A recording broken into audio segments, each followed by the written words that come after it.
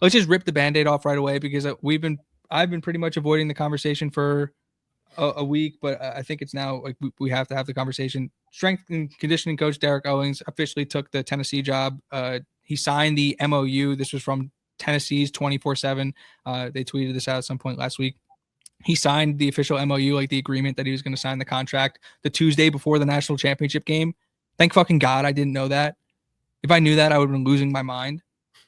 So I appreciate everybody involved for keeping that one under wraps. Shout out UTK for keeping that under wraps. Shout out to them because I didn't want Keys losing his brain because, I'm gonna call it how it is. We've been talking on the side about this for a little bit, and I think there's some things that it seemed a little distasteful the way it went down. It was almost like we won, celebrating, the next morning he's taking PJ from Miami to Knoxville, right?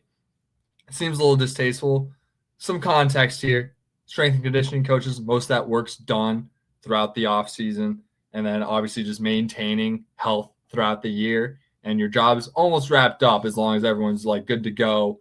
Make sure you guys are ready to play on game day, and that's your job. Like your job is almost your job becomes a lot easier as the season goes on. A lot less responsibility. You're more so focused on just like game day, making sure all the guys are good. Why he had to leave so soon? He wanted to move on for whatever reasons. He deserved it. He did. He finished his business here, in my mind, got the national title, got the ring, now wants to go on to new endeavors. Go for it. If you want, that's fine. I got no problem with it. Winter workouts start like less than a week after the Natty for a lot of these schools, specifically Tennessee, where they're in winter workouts within the week of the national title game. And yeah, he had to go. He had to go and get to his thing, right? And start with a new adventure for him. So forever grateful for Derek Owings finishing what he started. He didn't have to come back, and he did.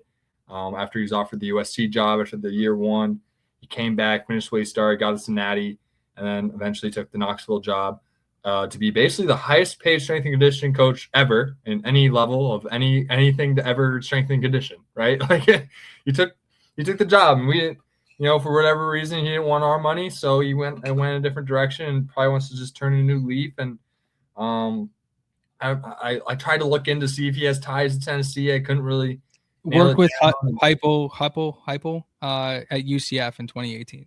That's the connection. I saw that and I went, I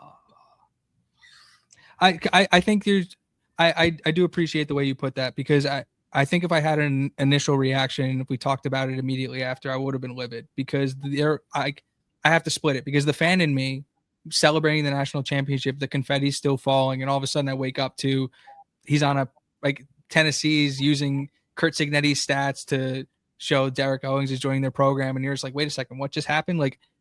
But what about what the players say about Derek Owings, the work that he's put in, the way Curt Cignetti talked about him, the way that the team performed, the way that they were able to prevent injuries and all that good stuff. Like, there's a reason why he's the highest paid strength and conditioning coach of all time. Like it's all been earned. The fact that he did take the USC job and Indiana was able to keep him in-house for one more season was a massive deal. And so as an Indiana football fan, as somebody who understands how important that guy is to a football program and understands how much he was liked, extremely frustrating to see him be paraded around as somebody else's big hire. The human being of understanding the importance of Derek Owings and what he meant to this university and what he meant to the guys in that room.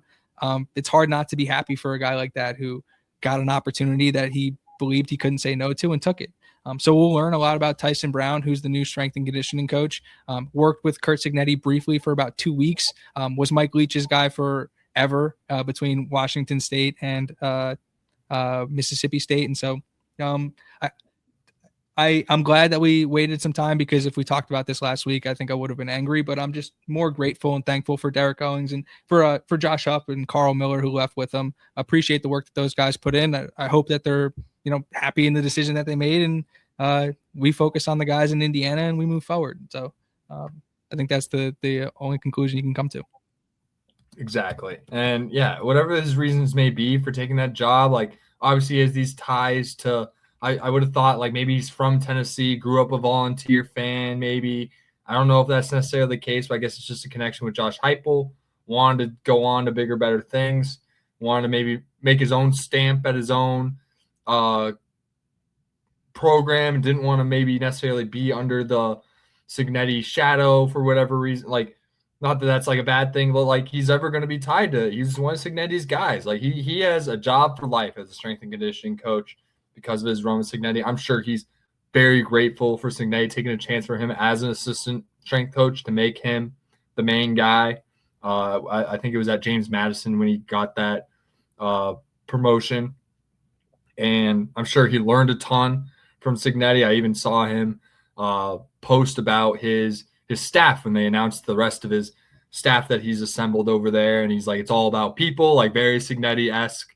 I'm sure he's taking a lot of learnings over there. And yeah, wish him nothing but the best. I'm penciling in Tennessee as a playoff team early on, just knowing that they got that guy working with them in what's already a pretty strong program. So yeah, just excited to see what he can do, and yeah, rooting for him. Except when he plays Indiana, right? Like that's how I feel about it. Forever a national champion. Always has a job opening if he wants to come back. I'm sure that's the case. But Tyson Brown's a pretty damn good replacement for him, and Sig seems to be answering the call. The second big replacement hire from the OG staff in 24 is now replacing Derek Owings, and he brings on Tyson Brown. Is now the time to talk about who's in? Well, no. Well, I think Tyson. This is a nice segue to talk about Tyson Brown. Then we'll have to go because it's a players driven. At the end of the day, coaching can only matter so much. The guys go out there and play, and so no, we got a bunch of players to highlight. Let's talk about Tyson Brown because I looked into Tyson Brown. He followed Jim Mora from UConn. He was at UConn for 2 years. Followed Jim Mora to Colorado State. He was their associate head coach as well as running their strength and conditioning. When you get the call from Curt Cignetti, you answer the phone. But he was Mike Leach's strength and conditioning coach at both Wazoo and Mississippi State. Like I said, Sig hired him for 2 weeks at Elon before he was then offered the lead job at Washington State. What do you say? He worked, like I said, Jim Mora for UConn. And he's also coached between Colorado State and the Daily Hoosier. There was conflicting reports, 9 or 10 bowl games the guy's coached in, so he understands how to play into the postseason and all that. So did you get a chance to dive into Tyson Brown, and what are your early impressions? 100%. He was Mike Leach's guy. You know, was an assistant on the strength and conditioning staff at Washington State when Mike Leach first got there. Sig, eye for talent, tries to get him over to Elon as the head guy, get him a promotion. He takes it, obviously, and then Mike Leach is like, hold on, wait a second. Come back here. You're the head guy at my place now. And he comes back to Mike Leach. He's Mike Leach's guy. Jim Mora stamp of approval. That's two damn good ball coaches, Jim Mora Jr. and Mike Leach, to put their stamp of approval on that guy. I've watched Jim Mora's teams at UCLA. Great strength and conditioning staff over there. Sent tons of guys to the NFL. So he knows. Mike Leach is a Hall of Fame coach. Jim Mora Jr. knows the importance of strength and conditioning. Understands that as well. So he has a good evaluation on that. Home run hire, all things considered. Is my take on this. Just having those stamps of approval, and then obviously having the final stamp of approval of Cignetti is really all you need to really think about, right? As long as we got the head honcho there, this staff's going to have turnover as the years go on and we continue success, and it's going to be tough pills to swallow every single time. The reality is that, you know, Sig has the system built out in place, and as you know, it can be dangerous to call it plug and play, but it's as plug and play as you can get with this program. And you know, and as it continues that way, it's like same thing happened with the Saban era.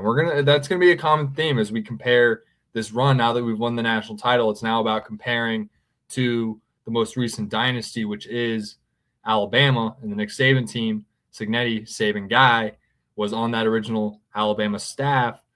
That's just going to be a common theme that we're going to compare to. And as Sig just continues to replace his original staff as turnover continues throughout the years, it's just going to be something cool to follow. And Tyson Brown just seems like another great hire and should be able to, you know, the good thing is that like Tyson Brown obviously has his ways of doing things, but it's not like we're starting from scratch here, right? Like a lot of the stuff that we were doing with Owings is just going to be executed by a different guy, right? And maybe some drills might change, but it's all the same at the end of the day in terms of just attacking the day, doing your job, doing the right things, trying to get better, and just taking it serious. And, as long as we have a guy that's more than qualified to do that, Tyson Brown, it's smooth sailing, right? It's not, I don't see necessarily a big drop off because Derek Owings left. It's more so things are just going to be a little different,